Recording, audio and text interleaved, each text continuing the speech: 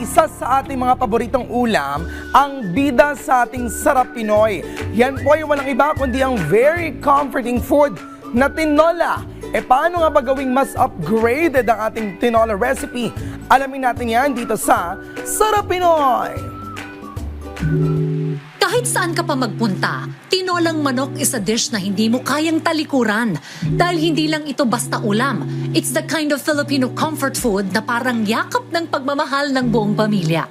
Sabi nga nila, food is love. And tinola? It's the epitome of that love.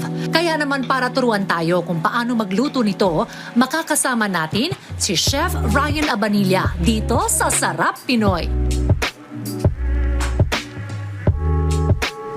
Unahin po natin ang mantika para magigisa tayo. Sunod po natin ang luya. Gisa-gisa lang po natin para lumabas yung katas ng luya at lalong sumarap ang ating tinola. And then bawang po. Hintayin lang po natin ang konting oras na mag-golden brown. Halo-haloin lang po. Pwede na po natin ilagay ang sibuyas. Lagay natin po yung manok. Isa-gisahin lang po natin siya. At isabay na po natin yung papaya para sa ating tinola. Lagyan natin po yung mga sikretong sangkap para mas dumikit yung lasa ng ating mga ingredients. Haluin po natin.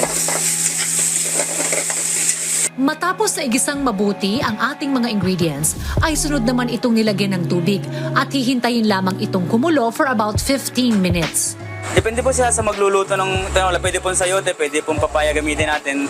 Pwede rin natin po siyang lagyan ng mga dahon ng sili para mas babango po yung ano natin at mas lalasa.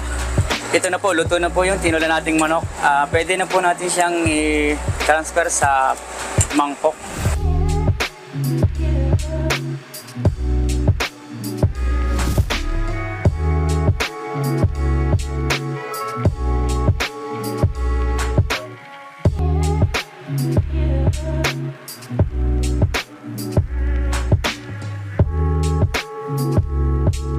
Time you're feeling under the weather or just missing home, subukan ng tinolang manok dahil sa bawat subo nito ay parang niyayakap ka ng mainit na sabaw.